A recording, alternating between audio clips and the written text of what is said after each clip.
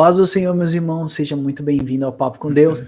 E hoje nós temos um novo estudo, Decápolis, as 10 cidades do Reino do Norte. Então hoje tem geografia bíblica, senta confortável aí, pega um bom café, se você gosta de pipoca, vai estourar uma pipoca, que o tema hoje é muito bacana. Hilber, seja bem-vindo. Olá, paz de Cristo a todos. Aquela recomendação de sempre, né? Se você está chegando no canal agora, por favor, deixa seu like. Se você é novo, se inscreva no canal, ative o sininho e deixe o comentário aqui sobre esse estudo. E o projeto gráfico está na descrição. Maravilha. Irmãos, nós fizemos uma ilustração aqui, não é um mapa geograficamente bem posicionado, então ela é uma ilustração daquela região, para a gente poder bater um bom papo aqui sobre a divisão do Reino de Salomão, Decápolis, a parte que Jesus esteve ali ministrando, entendermos alguns milagres que foram feitos na região da Galiléia. E falar nisso, Wilber, eu tô para fazer uma ilustração, né, do Mar da Galiléia e botar todos os pontos onde Jesus fez os seus milagres, um mapa bem bacana para que você possa imprimir aí, né, e ter esse mapa para estudos. Então vai ser bem legal para a gente poder entender muita coisa.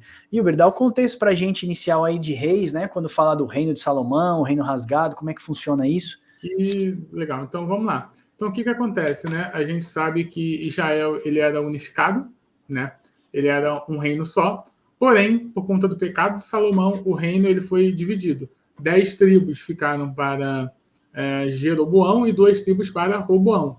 Uma casa ficou localizada no norte, a casa onde tinha as 10 tribos, e a outra casa ficou localizada no sul, a casa onde tinha 2 tribos, né?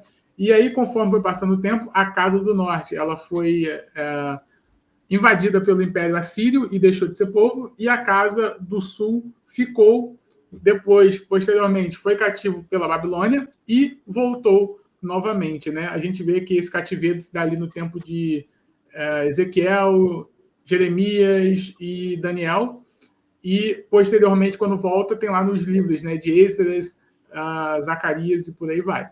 Então, basicamente, era esse o contexto da divisão do reino até o tempo de Jesus. Então, o reino do norte já não tinha mais. Você tinha ali a região chamada de Samaria, né, os samaritanos, que eram inimigos dos judeus por conta disso. Né? Exatamente. Por conta de ter deixado de ser povo. Então, você tinha sempre essa briga, essa inimizade entre eles, né? E Jesus ele vem consertar essa inimizade, e Efésios 2 fala muito bem sobre isso, né? Sobre essa junção. Então, basicamente, o contexto histórico da divisão seria esse. Só uma coisa interessante, Max, é que no período intertestamental, o que seria isso? Aqueles 400 anos de silêncio, houve muita coisa ali, né? Foi 400 anos de silêncio profético, mas historicamente não parou. Então, você tem ali o chamado helenismo dominando essa região. Então, os povos, tanto da Judéia quanto da Samaria, eles absorveram essa cultura helênica, e a gente vai ver sobre isso durante todo o Evangelho e posteriormente na carta de Paulo. Quer ver uma curiosidade? Por que Paulo escreve que a salvação vem primeiro para os judeus e depois para os gregos? Ele não fala para os gentios, porque grego está se referindo a toda essa realidade, que é uma realidade helênica. Então, o mundo todo é no mundo helênico. Por isso que ele fala para os judeus primeiro e depois para os gentios, para os helênicos, para os gregos. Ou seja, então o Wilber explicou um pouquinho para a gente referente à capital do Reino do Sul, que ficou sendo Jerusalém, que é a Judéia, região de Judéia, né? Está aqui Jerusalém e Belém, aqui onde Jesus nasceu. E o Reino do Norte ficou com a capital Samaria, né? Que ficou as 10 tribos do Reino do Norte. Essa parte que você falou aí, realmente, que a salvação veio primeiro para os judeus, para depois vir para os gregos, é bem legal, porque a gente entende que Jesus veio para os judeus, e aí Jesus, dentro do contexto de Cristo, não tem mais a divisão, né, entre judeus e gentios, né? O Senhor Jesus já visa fazer o ajuntamento dos povos, certo, Hilber? Sim, perfeito. E você vê que interessante que a igreja no início era uma igreja judaica, e ela foi se tornando gentílica aos poucos. Tanto é que em Atos 10, quando tem o batismo ali na casa de Cornélio, o pessoal ali fica admirado. Como que o Espírito Santo também desce nesses que são gentios? Aí você vê, né, que Pedro tem aquela visão e fala, não torne impuro aquilo que eu purifiquei, também relacionado aos judeus. Então você vê ali essa junção de novo no corpo de Cristo. Maravilha. Então, irmãos, Decápolis fica aqui, ó, todas as 10 cidades. Eu assinalei aqui, ó, 8, 9, 7, 6. Aqui a gente tem toda a menção das 10 cidades e aqui fica o nome das 10 cidades, né? Ipos, Gadara, você vai lembrar lá do endemoniado de Gadareno, né? Pela, Gerasa, Filadélfia, Dion, Canata, Damasco, Rafana e Citópolis. São essas 10 cidades que ficou exatamente nessa região aqui, ó. E a gente percebe que Jesus entra pela região de Decápolis, né? Jesus começa o seu ministério entrando pela região de Decápolis, ou seja, das 10 cidades, pregando o quê? Arrependam-se, pois o reino de Deus é chegado. Então Jesus entra exatamente pela região mais pobre, né? Aqueles que como é que se fala? Aqueles que eram longe, agora o Senhor trouxe para perto. Aqueles que estavam estranhos às promessas, agora foram aproximados pela cruz de Cristo. Você vai ver isso na parábola do filho pródigo, né? Um filho, tá aqui, ó, os judeus, né, que moravam em Jerusalém, ele fica na casa do pai e ele serve o seu pai, mas o outro filho, ele sai por aí, né, para curtir a vida. Depois que ele gasta todos os seus bens, ele volta novamente ao pé do pai. Então nós vemos as duas tribos, os dois povos divididos nessa parábola do filho pródigo. O filho pródigo volta para sua casa. Jesus, ele vai morar nessa região aqui, ó, de Cafarnaum, muito próximo. Eu estive lá na casa de Jesus. Eu preciso ainda fazer um especial de Jerusalém para mostrar para vocês, mas é uma cidadezinha litorânea, ela fica bem aqui mesmo, na divisa do rio. E vocês lembram que Jesus atravessa o mar da Galileia, que é esse mar aqui. Esse mar da Galileia, ele vai e ele termina lá no Mar Morto. Por que Mar Morto? Deixa eu ver se eu consigo dar um zoom aqui para vocês, porque a tendência desse mar aqui é fazer um estreitamento, eu acho que foi demais, fazer um estreitamento aqui, ó, mais ou menos por aqui, e aqui termina, né?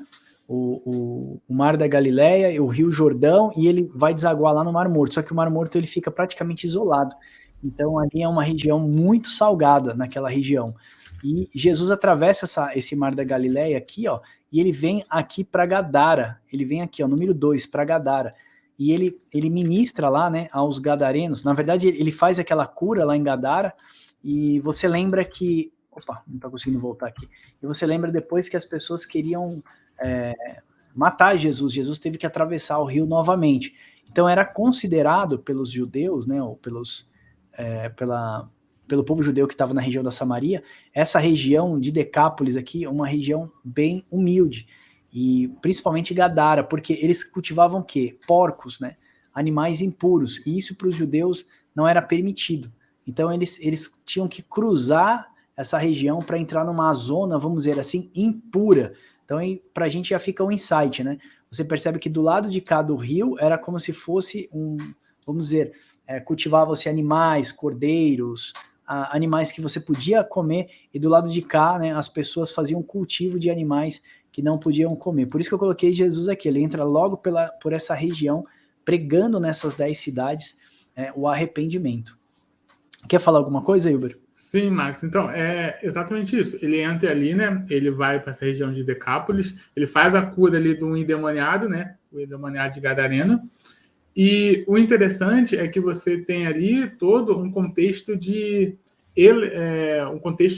um helenismo muito forte, não só nessa região, como no mundo todo. Por isso que o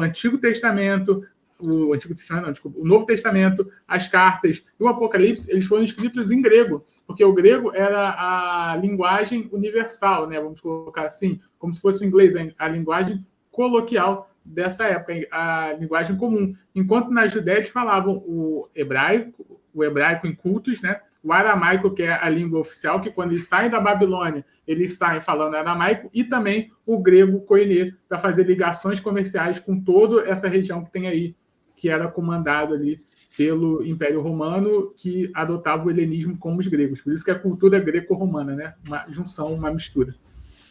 Maravilha. Olha só, eu vou ler para você Mateus 15, 24.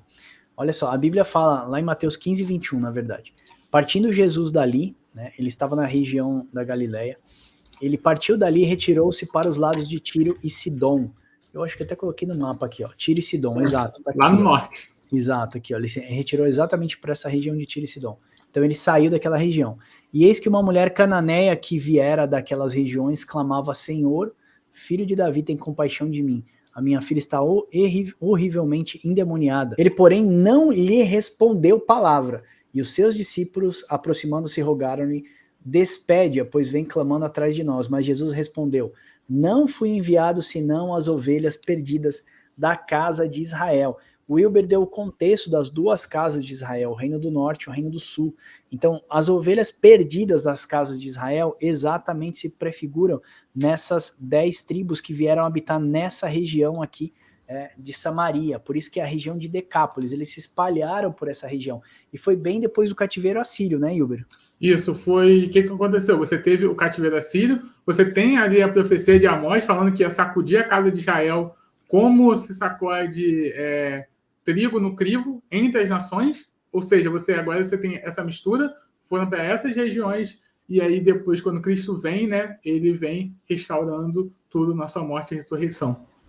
Maravilha. Agora, engraçado, né, que a mulher era cananeia, e o que isso quer dizer para a gente? Porque Jesus veio primeiro para os seus, primeiro para o povo de Israel.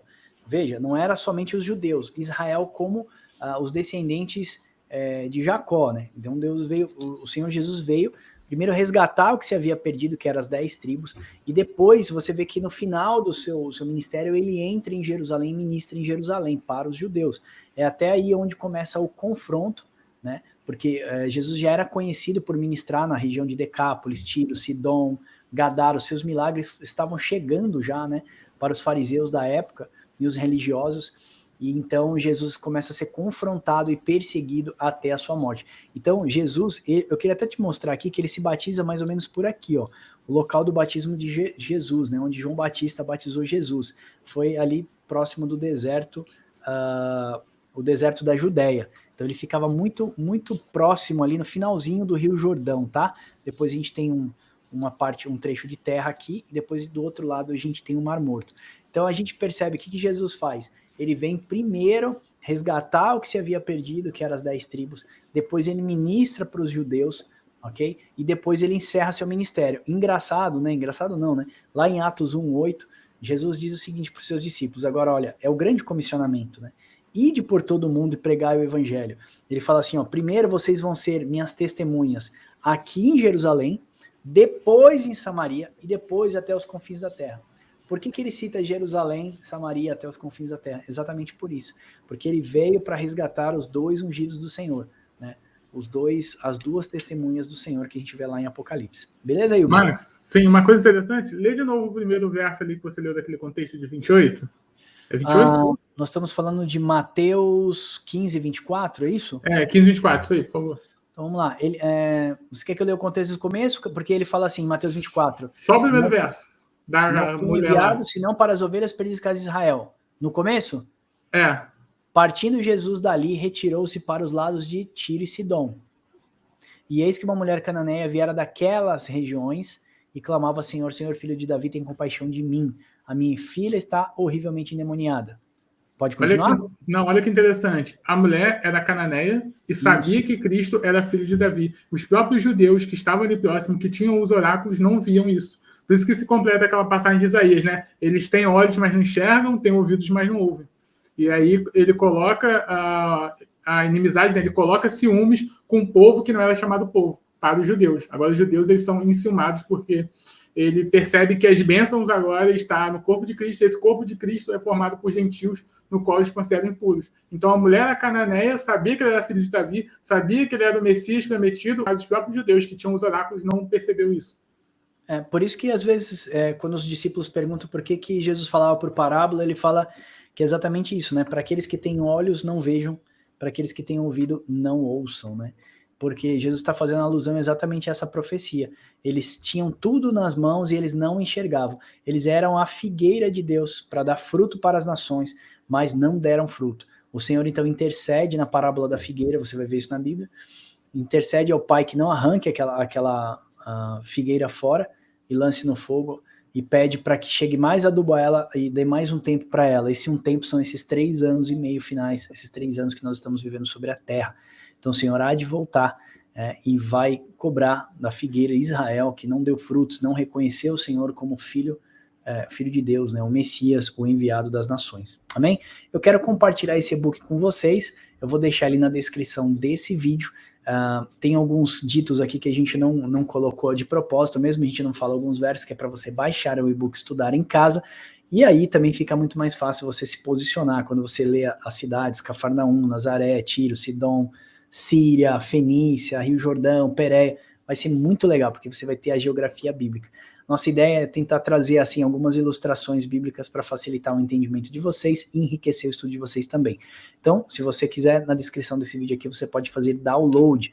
Se você é novo por aqui, por favor, se inscreve aqui no canal e assina o sininho para receber as notificações. Se você gostou desse vídeo, dá um like aí para abençoar a gente também. Tá bom, Wilber? Ok, Amém? perfeito. Amém. Deus abençoe vocês, irmãos, e até o próximo Papo com Deus.